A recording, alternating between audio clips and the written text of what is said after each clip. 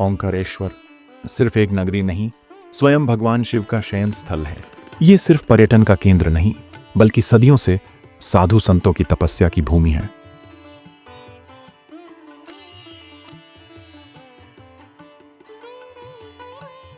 हर कहानी की एक शुरुआत होती है, और इस कहानी की शुरुआत होती है रात के 9:45 से।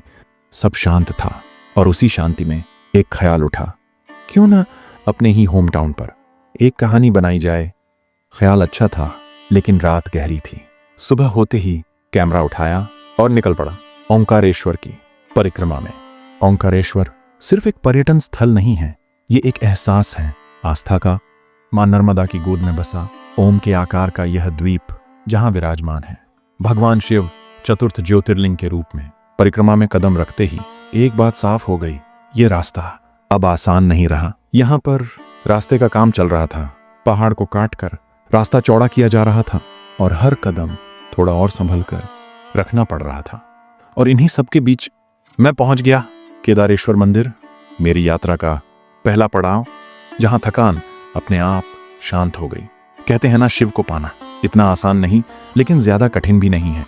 केदारेश्वर के दर्शन के बाद कुछ देर वहीं बैठा रहा, सांसें समेटी, और फिर अपने अगले पड़ाव की ओर बढ़ा। रास्ते में इन पालतुओं के साथ कुछ मजे किए।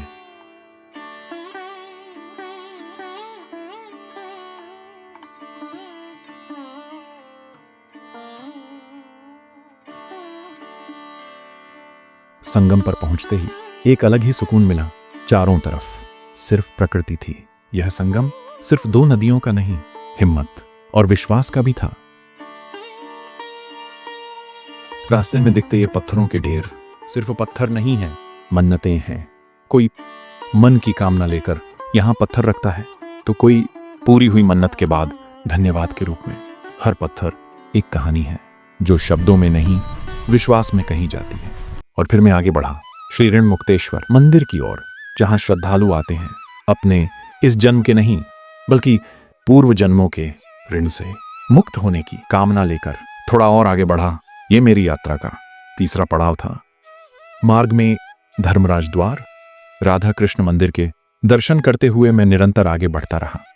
आगे बढ़ते हुए कई आश्रम मिले, शांत, स्थिर, मानो समय वहीं ठहर गया हो।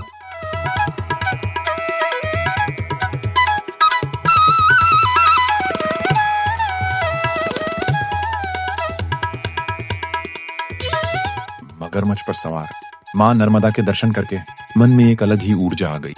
अब मुझे इन लंबी सीढ़ियों को पार करके ऊपर जाना था। हर कदम के साथ सांसें थोड़ी तेज, लेकिन मन और शांत होता जा रहा था।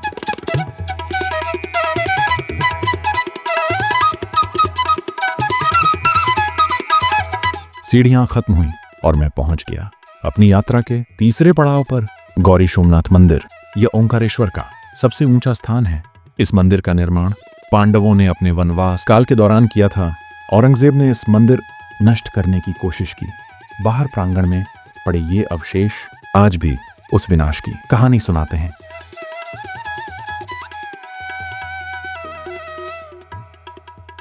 फिर लेटे हुए हनुमान जी के दर्शन किए। आगे बढ़ा श्री राज राजेश्वरी मंदिर की ओर। भगवान शिव की यह प्रतिमा ओंकारेश्वर की आकर्षक प्रतिमाओं में से एक है। यह मंदिर द्रविड़ शैली में बना हुआ है।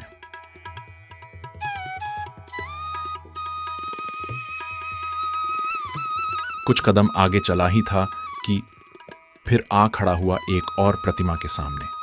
श्री आदि गुरु शंकराचार्य जी की बाल्यावस्था की यह प्रतिमा 108 फीट की है, जो कि अष्टधातु से निर्मित है। इस प्रतिमा का निर्माण सोना, चांदी, तांबा, जस्ता, सीसा, टिन, लोहा और पारा जैसी धातुओं से मिलाकर किया गया है। ऊंचे टीले पर स्थित यह मंदिर नुमा कमरा कुछ वर्षों पहले बड़े नक्षत्र गार्डन का अलौकिक हिस्सा हुआ करता था, लेकिन अब इस पर प्रगतिशील ओंकारेश्वर की धूल चढ़ चुकी है।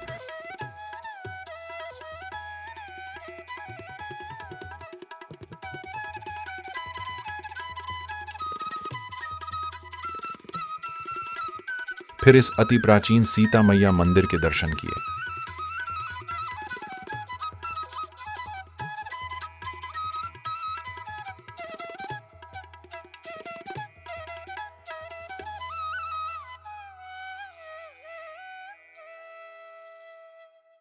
अब मुझे यह सीढ़ियां उतरना था और फिर एक दूसरा पहाड़ चढ़ना था।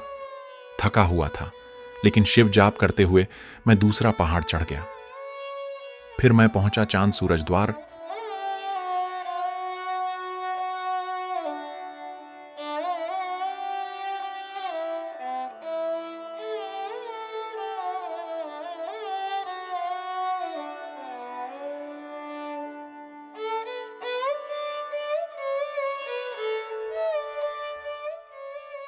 अब मैं और परम मित्र निकल पड़े एक नई जगह की ओर, जो मेरे लिए बिल्कुल नई थी। मैं काफी उत्साहित था, लेकिन तेंदुए का डर भी सता रहा था। जी हां, इस इलाके में तेंदुआ कई बार देखा गया था। पांडवकालीन यह मंदिर कुंती देवी का है, जो कि पांडवों ने अपनी मां के लिए बनाया था। मंदिर को अपनी छांव में समेटे हुए यह पेड़ भी अनोखा है, जो कि खुजली वाला पेड़ है। अगर गलती से भी इस पेड़ के फूल को आपने छू लिया तो काफी खुजली होती है। फिर हम दोनों श्री सिद्धनाथ मंदिर की ओर बढ़े, जो कि ओंकारेश्वर का अति प्राचीन मंदिर है एवं पांडवों द्वारा स्थापित किया गया है। इसे हाथी वाला मंदिर भी कहा जाता है। ऐसा कहा जाता है कि इस मंदिर के नीचे खजाना छुपा हुआ है और उस खजाने की चाबी यहां पर मौजूद किसी हाथी की सूंड में है। खजाने की लालच लिए जब औरंगजेब यहां आया तो उसने यहां पर मौजूद सभी हाथियों की सूंड तुड़वा दी, लेकिन उसे चाबी नहीं मिली। अतः उसे यहां से खाली हाथ लौटना पड़ा।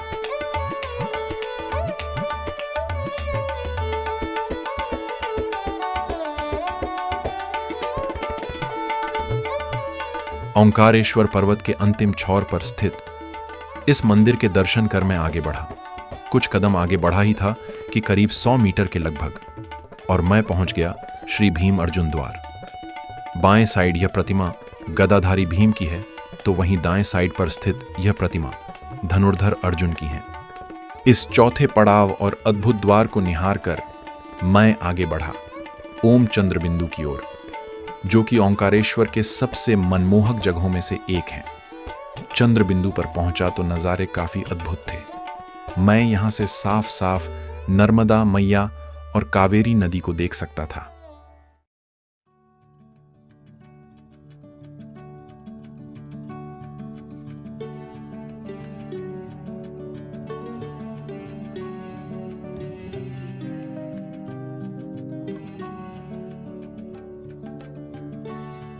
यहां से मैं आगे बढ़ा ओंकारेश्वर मंदिर की ओर, लेकिन अत्यधिक भीड़ होने की वजह से मैं ममलेश्वर मंदिर चला गया। दोपहर के 12 बज चुके थे। कुछ देर में आरती शुरू हो गई।